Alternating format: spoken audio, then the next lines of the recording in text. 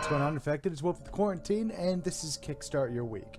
So if you're not familiar with what Kickstart Your Week is, this is my weekly show where I compile the previous week's Kickstarters that I thought looked interesting. Now, there's no real hard, fast rules about what I do and do not select. It's really, what looked interesting at the time. Maybe it's something I've been following for months. Maybe it's something I found 5 minutes before recording this.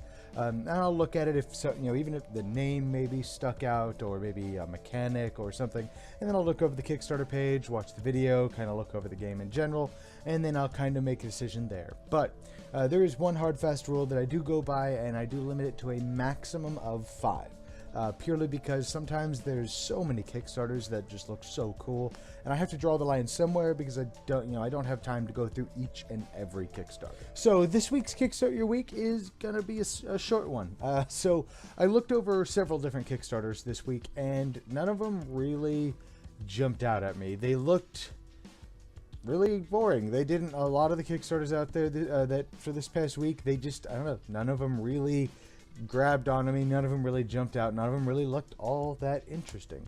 Now, with that said, there is Wardens. Warden is the only Kickstarter for Kickstart Your Week that I'm putting out this week. Now, with a caveat, just because H.P. Lovecraft's work went public domain does not mean you have to throw Cthulhu on freaking everything. I am getting really tired of just Cthulhu-themed everything. But with that said, Eldritch Horror is one of my favorite games. We play it at minimum once a year, usually for New Year's. We usually get drunk. We fight a random old one, me and several of my friends and my wife, and we usually fail at locking away an old one, which might be why our current political climate is the way it is. But Wardens, on the other hand, does look really interesting, even though it is a Cthulhu-themed game, and I'm getting really tired. Cthulhu is becoming the new zombies. Like, I'd almost welcome zombies at this point. But this one does look really interesting. So it looks like it's in a post-apocalyptic future. So as you can see, the map here is like the flooded world. Once the ice caps melt and the oceans rise, it's going to basically sink a big portions of the planet. And that's basically the theme of the game. It's from what I understand, it could be fully co-op, one versus all, and solo, I think, is what they were saying. And yeah, so you basically, one person plays as Cthulhu, and they're bringing in all these monsters. Where are they? All these monsters and stuff, and they're coming in, and you're trying to achieve whatever.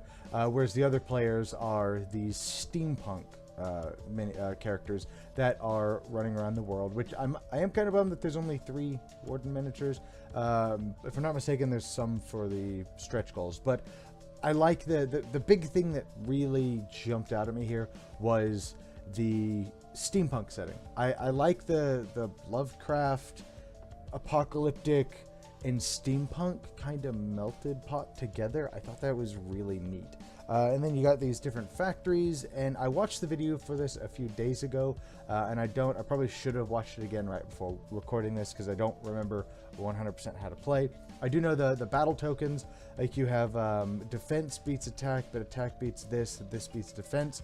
So if we were playing the one versus all, and you're fighting one of my monsters, I would hold out one token, you hold out a token, we reveal. So you're not really rolling dice for the actual combat. So I thought that was really cool. It makes it more of a rock paper scissors style game, and more of like, what do I think you're gonna do? So it makes it feel like you have more control, even though technically speaking there's still luck involved, because I'm really just picking one and hoping you're gonna pick the one that mine counters. So there is still luck involved in that system, but you at least feel like there's more control. You feel like you lost because you chose the wrong one, rather than I lost because I rolled poorly. So I definitely like that. It eliminates the, even though it is still technically, I guess, a little bit of luck-based in that sense, but it eliminates the actual chance and everything. I thought that was cool. But and then you can get the upgraded one, which is 89 USD, which has a giant gold Cthulhu, has nylon bags, collector's edition booklet. I think there's 2 sets of the metal coins, if I'm not mistaken, up here.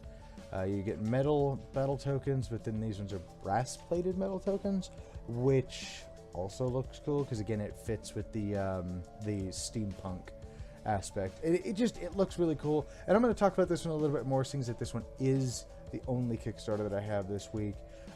Just the minis look really cool. I like the fact that it's not just like Eldritch Horror is you have your people running around the world trying to fight everything, whereas this, you have tanks, you have airships, you have boats, and those, you're sending those out to go do you guys need to, this regiment needs to go out to the ocean and take out these, I don't know, crocodile lizard things, and it's really cool. It seems really neat. Then there's a co-op solo mode, so that way if you can't figure out who's going to be the one in the one versus all, you can resolve it just by going, screw it, we'll just play the co-op version, which is pretty cool. But let's see, some of these stretch goals, if I'm not mistaken, I saw, no, maybe I was reading about it, so I don't remember, but I thought there were more wardens for like stretch goals. There might be later, I don't know. But this one does look really neat. It looks pretty cool, pretty interesting, and again, it was the only game that really caught my interest. I may be doing a little bit more research in it, and I may wind up backing this one, because this is the only game that's on the Kickstart Your Week this week. I'm not giving out an arbitrary Kickstarter of the Week award for obvious reasons.